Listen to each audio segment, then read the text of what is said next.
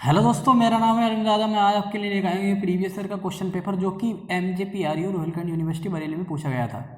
इस question paper के हमने लॉन्ग आंसर टाइप क्वेश्चन को करा दिया था। अब कराएंगे हम दोस्तों शॉर्ट्स, क्योंकि हम ना इतना रिवर्स आ रहा है, क्योंकि जो 25 नंबर के लॉन्ग आंसर क्वेश्चन थे वो हमने पहले करा दिए थे। अब शॉर्ट्स वाले जो 15 नंबर में आते हैं और इसमें 4 क्वेश्चन पूछेंगे दोस्तों, कोई 2 करने हैं और कोई 2 को ही सॉल्व हम करते हैं। तो क्वेश्चन नंबर हम पहले करते हैं दोस्तों फोर्थ। जो क्वेश्चन नंबर फोर्थ है उसे सॉल्व करते हैं। क्वेश्चन नंबर फोर्थ क्या कह रहा है कि फाइंड द मैट्रिक्स, एक मैट्रिक्स को फाइंड करना है of the linear transform T. एक मैट्रिक्स को क्या करना है दोस्तों, फाइंड करना है of the linear transformation T on B3R defined as T a, b, c equal to 2b plus c, a minus 4b plus 3c।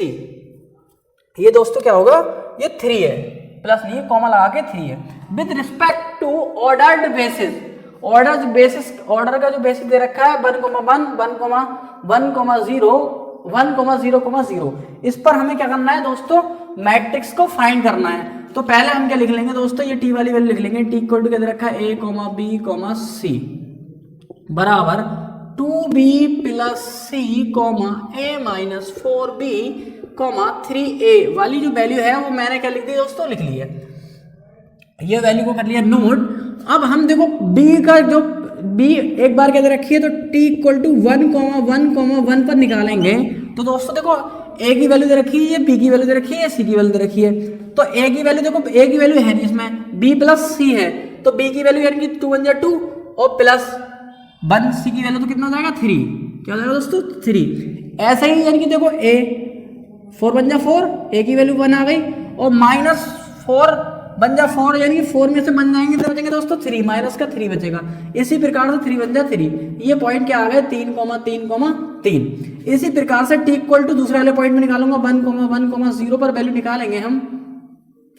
1, 1 पर वैल्यू निकालेंगे दोस्तों, तो क्या आ जाएगी देखो, तो a की वैल्यू क्या है 1 है, तो a की वैल्यू इसमें चाहिए नहीं, b प्लस c चाहिए हमें। b की वैल्यू क्या है 1 है और c की वैल्यू 0 है, तो 2 1 2 हो जाएगा दोस्तों बस सिर्फ।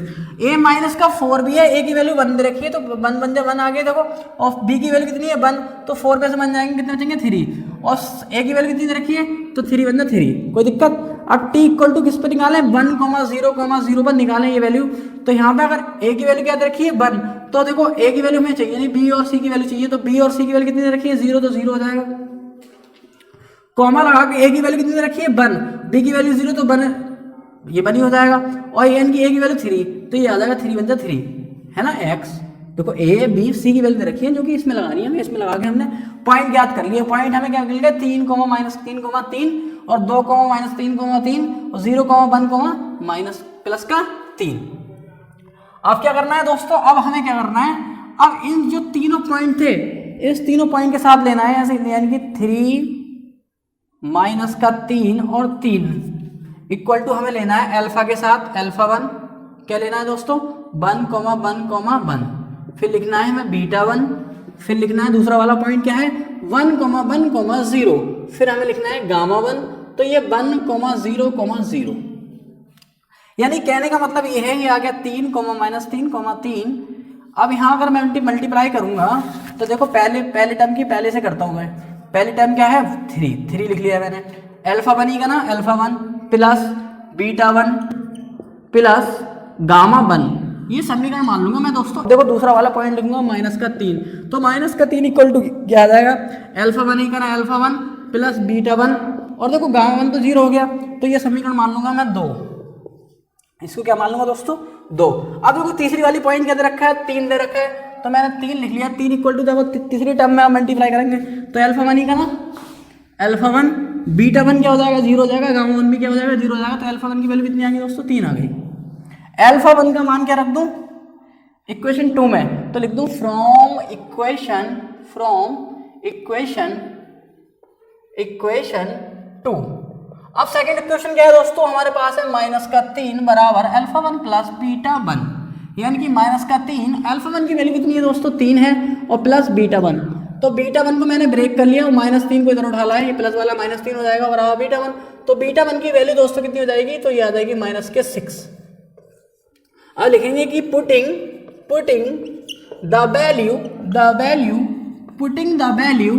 Alpha 1 and beta one in equation किस में दोस्तों, अब इक्वेशन किस में रखना है, फर्स्ट में इक्वेशन एक में अगर ये वैल्यू रखनी है तो अल्फा वन हमारे पास क्या था, देखो इक्वेशन एक क्या थी, तो 3 बराबर alpha one plus beta one plus gamma one. तो अल्फा वन की वैल्यू कितनी है दोस्तों, तो अल्फा वन की वैल्यू हमारे पास आ गई -3 प्लस बीटा वन की वैल्यू कितनी आ गई -6 प्लस गामा वन। तो -3 देखो अल्फा वन की वैल्यू कितनी आई थी, तो अल्फा वन की वैल्यू है 3 प्लस का 3 और बीटा वन की वैल्यू कितनी आई है -6। तो देखो 3 और ये कितना बचेगा, तो -3 प्लस गामा वन। तो गामा वन की वैल्यू कितनी आ जाएगी 3 और प्लस ये 3 उधर जाके क्या हो जाएगा, प्लस का 3 चिन्ह हो जाएगा, माइनस वाली चीज़ क्या हो जाएगी, बराबर की उधर आके प्लस की हो जाएगी। तो गामा वन की वैल्यू कितनी आ जाएगी दोस्तों 6 आ जाएगी। तो alpha one beta one gamma one आ गई वैल्यू। अब alpha one beta one gamma one निकालिए इसी प्रकार से जैसे हमने एक पॉइंट कौन सा लिया था, पहला वाला पॉइंट लिया था कि 3,3,3 पर ये वाला पॉइंट लिया था। अब लेना है हमें 2,-3,3 पर, यानी कि मैं लिख रहा हूँ सिमिलरली डाल के क्या करता हूँ दोस्तों, मैं ये वाला पॉइंट लिख लेता हूँ कौन सा, सिमिलरली मैंने डाल दिया कि सिमिलरली। तो हमारे पास क्या थी, सेकंड पॉइंट क्या था, सेकंड पॉइंट है हमारे पास 2,-3,3 बराबर अल्फा वन के साथ वैल्यू लिख लेंगे 1,1,1 प्लस बीटा वन के साथ वैल्यू लिख लेंगे 1,1,0 और प्लस गामा वन के साथ वैल्यू लिख लेंगे 1,0,0। अब तो आपको नजर आ रहा होगा, अब भी बिल्कुल नजर आ रहा है। अब मैं इसको कर देता हूँ रफ, अब मैं इसको कर लेता हूँ, इस क्वेश्चन को कर दूँ रफ। क्वेश्चन को मैंने कर दिया रफ दोस्तों, और क्वेश्चन को रफ कर देंगे। अब ये वाली वैल्यू देखो निकालेंगे हम, तो लिख देता हूँ कि 2 बराबर alpha one plus beta one plus gamma one. अब मैं चेक करके बताता हूँ आपको नजर आ रहा है या नहीं यार, अब आ रहा है जी। तो गामा वन, तो ये इक्वेशन को मैं 3 मान लूँ, 3 मान लिया। अब देखो सेकंड वाली टर्म क्या है -3, तो -3 बराबर alpha one plus beta one. आप कहेंगे कैसा आ गया, तो अल्फा वन ही करना अल्फा वन, बीटा वन ही करना बीटा वन, गामा क्या है 0 है। तो ये इक्वेशन क्या आ जाएगी 4th। अब तीसरी वाली टर्म ले लो, तीसरी वाली टर्म क्या आ जाएगी अल्फा वन, क्योंकि अल्फा वन ही करना अल्फा वन, बीटा वन क्या हो जाएगा 0, गामा वन भी क्या हो जाएगा 0 हो जाएगा। तो अल्फा वन की वैल्यू कितनी आ गई 3। तो मैं यहाँ लिख सकता हूँ कि फ्रॉम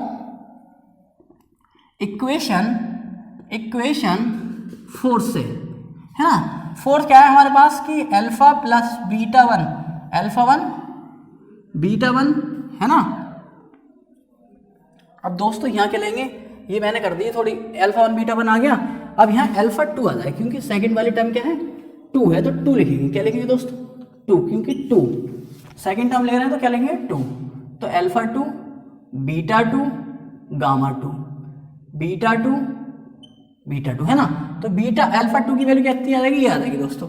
अब मैं अल्फा 2 की वैल्यू इधर रख दूं तो ये आ गई alpha 2 plus beta 2 equal to -3। तो यानी कि अल्फा की वैल्यू कितनी है 3, अल्फा 2 की वैल्यू तो बीटा 2 इक्वल टू -3, यानी कि बीटा 2 की वैल्यू दोस्तों 3 और ये -3, तो बीटा 2 की वैल्यू कितनी आ गई -6। बीटा 2 की वैल्यू कितनी आ गई -6। अब मैं लिख दूं कि putting the value alpha 2 and beta 2 in equation कौन सी में रख लूंगा दोस्तों, इक्वेशन नंबर 3 में। तो इन इक्वेशन नंबर 3 में जैसे इक्वेशन 3 क्या है हमारे पास के alpha 2 plus beta 2 plus gamma 2 बराबर 2, यानी कि अल्फा 2 की वैल्यू कितनी आई है तो 3, बीटा 2 की -6 प्लस गामा 2, तो गामा 2 कितनी है मेरे पास 2, है ना। तो गामा देखो ये कितना बचेगा, ये बचेगा -3 प्लस गामा 2 बराबर 2, यानी कि गामा 2 की वैल्यू कितनी आ गई 3 और प्लस इधर जाके प्लस हो जाएगा 3, तो गामा 2 की वैल्यू कितनी आ गई 5। गामा 2 की वैल्यू कितनी आ गई 5। देखो अल्फा 2 आ गया, बीटा 2 आ गया, गामा 2 आ गया। अब दोस्तों मैं इधर इसको रफ कर दूं, मैं एक मैट्रिक्स लिखता हूं। देखो मैट्रिक्स क्या होगी, मैं इसको रफ कर देता हूं। मैं एक मैट्रिक्स लास्ट में इधर लिख देता हूं कि मैट्रिक्स होगी क्या। तो मैट्रिक्स दोस्तों इधर बना देता हूं। मैट्रिक्स क्या होगी, मैट्रिक्स की वैल्यू होगी वो alpha 1 alpha 2 alpha 3 beta 1 beta 2 beta 3 gamma 1 gamma 2 और गामा 3। ये एक मैट्रिक्स प्राप्त होगी बाद में जब हम क्वेश्चन का आंसर आएगा तब, है ना। तो इसको मैं रफ कर दूं, इसको कर दिया मैंने रफ। और यहाँ एक मैट्रिक्स पहले से ही बना के चलता हूँ मैं कि अल्फा 1 और अल्फा 2 की वैल्यू कितनी आ गई। तो अल्फा 1 की वैल्यू दोस्तों कितनी आई है, तो अल्फा 1 की जो वैल्यू है वो 3 है। अल्फा 2 की वैल्यू कितनी है, तो वे भी 3 आई है। बीटा 1 कितनी है, बीटा 1 -6 है, बीटा 2 की वैल्यू कितनी है, ये भी -6 है, और गामा 1 की वैल्यू कितनी है, ये 6 है, और गामा 2 की वैल्यू कितनी है, 5 है। अभी हमारे पास अल्फा 3, बीटा 3, गामा 3 नहीं है। इसको रफ कर लूँ, इसको मैं कर लेता हूँ रफ दोस्तों, इसको कर लिया मैंने रफ। ये वाली टर्म आपको बाद में उतारनी है, ये वाला क्या लिखना है बाद में, क्योंकि मैं गामा 1, गामा 2, गामा 3 लिख लूँ, आपको बताने के लिए मैंने ये लिख लिया है। अब मैं कहूँगा सिमिलरली इसी प्रकार से कि तीसरी टर्म क्या थी दोस्तों, तो मैं अपने क्वेश्चन में देख लेता हूँ कि तीसरी टर्म हमारे पास जो आई थी वो यहाँ आई थी। मैं एक बार निकाल के देख लेता हूँ कि तीसरी टर्म क्या आई थी। तीसरी टर्म की थी हमारे पास, तीसरी टर्म जो आई थी दोस्तों वो आपने स्क्रीनशॉट ले रखा होगा। ये टर्म थी 2b + c t की वैल्यू, और ये आई थी क्या कि 4a - 4b और 3a, और तीसरी वाली टर्म में निकाल लेते हैं, यानी कि t = 1,0,0 पर निकाली थी। तो यहाँ जैसी वैल्यू रखेंगे तो a की वैल्यू ये तो 0 हो जाएगी, और ये कितनी आ जाएगी, या a की वैल्यू कितनी है 1, तो 1 आ जाएगी। ये वैल्यू कितनी है, तो ये 3 है, तो 0,1,3 0,1,3 पर ये वाली वैल्यू हमें लिखना है कि बीटा 3 अब बीटा 3 किस पर निकालना है, 1,1,0 पर, और प्लस गामा 3 यानी कि 1,0,0 पर, है ना। तो देखो पहली वैल्यू 0 है तो 0 के साथ लिखेंगे, तो alpha 3 plus beta 3 plus gamma 3, equation क्या मान लो, इसको 5 मान लो। इसी प्रकार से सेकंड टर्म 1 है, देखो तो सेकंड टर्म से गुणा करेंगे तो अल्फा 3 प्लस बीटा 3, है ना, गामा 3 की वैल्यू तो 0 हो जाएगी। इस इक्वेशन को मान लूंगा मैं 6। अब फिर देखो थर्ड टर्म क्या है, 3 है, तो अल्फा 3 की वैल्यू कितनी हो जाएगी 3, क्योंकि बीटा 3 है नहीं कि, तो बीटा 3 की जगह 0 है, गामा 3 की जब 0 मल्टीप्लाई करेंगे 0 हो जाएगा, तो अल्फा 3 की वैल्यू 3 आ गई। अब लिखता हूँ कि फ्रॉम इक्वेशन किससे 6 से। अब इन इक्वेशन 6 में रख दूँ तो इक्वेशन 6 क्या है हमारे पास कि अल्फा 3 प्लस बीटा 3 = 1, यानी कि अल्फा की वैल्यू 3 आ गई, और प्लस बीटा 3 = 1, तो बीटा 3 की वैल्यू क्या हो जाएगी 1 - 3, तो बीटा 3 की वैल्यू कितनी आ गई दोस्तों -2, तो बीटा 3 की जगह क्या लिख सकता हूँ मैं -2, देखो है ना। और अल्फा 3 की वैल्यू कितनी आ गई 3, तो 3 लिख लिए मैंने। अब हमें सिर्फ क्या चाहिए, गामा 3 चाहिए, तो मैं लिख सकता हूँ इस क्वेश्चन को यहाँ लिख सकता हूँ कि putting the value alpha 3 and beta 3 in